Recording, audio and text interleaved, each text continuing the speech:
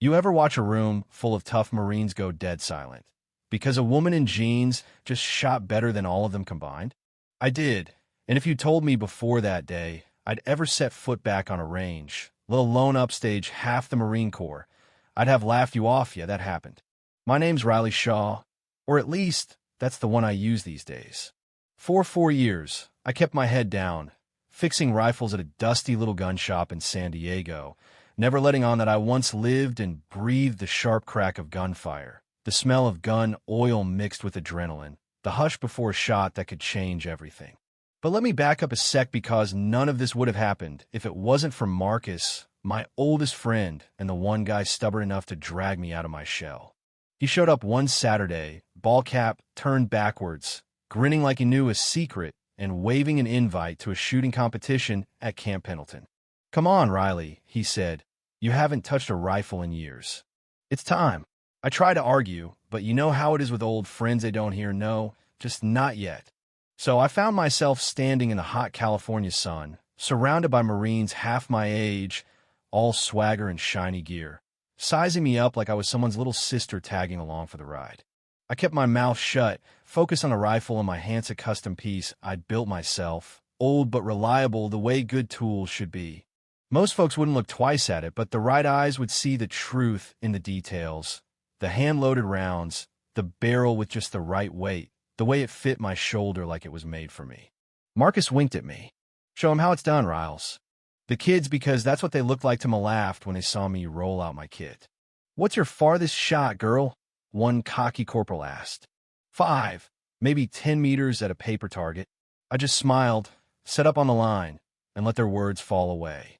The only thing I focused on was the wind, how it rippled the flags, played with the dust on the ground, and the beat of my own breathing, slow and steady. I didn't say a word when I dropped the first round dead center, or the second. By the fifth, the snickering died off, replaced by a thick, uneasy silence. Out of the corner of my eye, I caught Staff Sergeant Tom Chun watching me, his gaze sharp, almost suspicious. He nudged his buddy and nodded at my rifle. "Who built that?" he asked. "I did," I replied, just loud enough for him to hear. He whistled low, a sound that held more respect than any compliment. But it wasn't just the shooting or even the gun that had them curious. It was the faded tattoo on my forearm, barely visible under the rolled-up sleeve. Most people saw a smudge of ink, nothing more. But I watched the color drain from the face of a visiting SEAL commander, Harrison, when he saw it. "Jesus Christ," he whispered, "it's her." I felt every eye on me, the laughter gone, replaced by something heavier, recognition, maybe even a little fear. You see, legends stick around in the military, and ghosts, well, they never really die. I'd been that ghost, the sniper, who did things nobody talked about, whose stories were passed in whispers between guys with a 1,000-yard stare.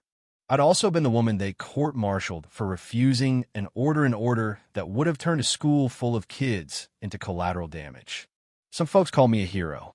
Others, a traitor. Me? I was just someone who lived with her choices. The days that followed were a blur of target paper, gunpowder, and a tension that never really let up. Each round I fired, more Marines gathered to watch, words spreading like wildfire. "Who is she? Where'd she come from?" Marcus just smirked, but I kept my head down, my hand steady even when my heart was anything but. Every shot took me back to places I tried hard to forget: dusty Afghan outposts, shattered windows, faces pressed in fear against glass. Kandahar, Fallujah, places where the line between right and wrong wasn't just blurry, it was damn near invisible. But I didn't come here for redemption or even recognition. I came because a bunch of kids needed to see what real discipline looked like, and maybe deep down, I needed to prove to myself I could still do it. The second day, 600 yards, then 1,000 conditions brutal, the air thick with heat mirages, wind swirling, unpredictable. Most would have flinched, but for me, it was just muscle memory. "What are you thinking about when you shoot?" Morrison, the cocky kid from before, asked me, his voice quieter now, almost reverent. "The people counting on me to get it right," I said, my eyes never leaving the scope. "This isn't about the rifle. It's about responsibility. In combat, you don't get do-overs." I told them about Afghanistan, how I'd waited 6 hours, eyes locked on a target who hid behind kids. How every second stretched forever, the weight of 43 innocent lives on one trembling finger. I'd waited for the clean shot, let the target pass critical intel to his network, cost the brass their precious mission. They discharged me for it. But you know what? Those kids went home that night, and I can live with that. Some choices cost you your career. Some cost you your sleep. But some may let you look in the mirror in the morning. That last day, Morrison really apologized, said his old squad leader used to say you learn more from how someone treats folks they think are beneath them. His squad leader, Carlos Rodriguez, was a good man. I'd watched over him in Helmand, kept his convoys safe. For a second, I felt that old pain ease just a bit. Like maybe all those years weren't just spent breaking things, but sometimes saving them too.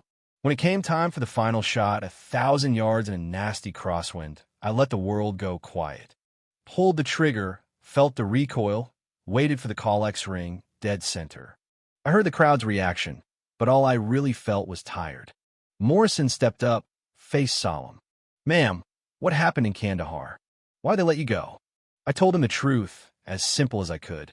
Orders were orders, but I saw kids, not just statistics. I waited, did it my way, and paid the price. But those kids lived. As the Marines crowded in, listening, I realized maybe this was why I came.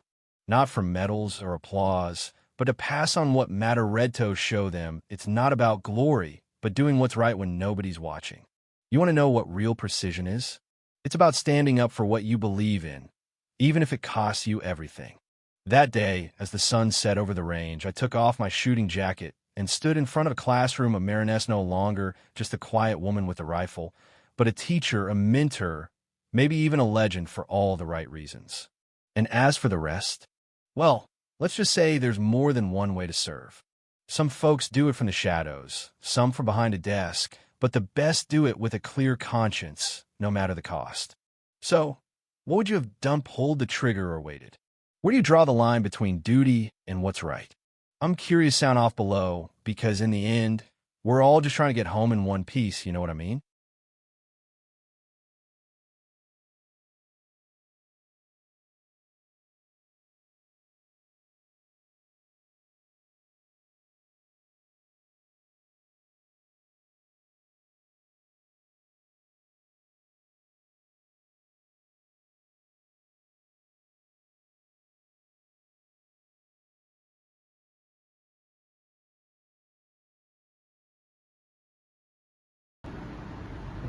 Xin chào các bạn, mình là Trinh, mình phụ trách viết content.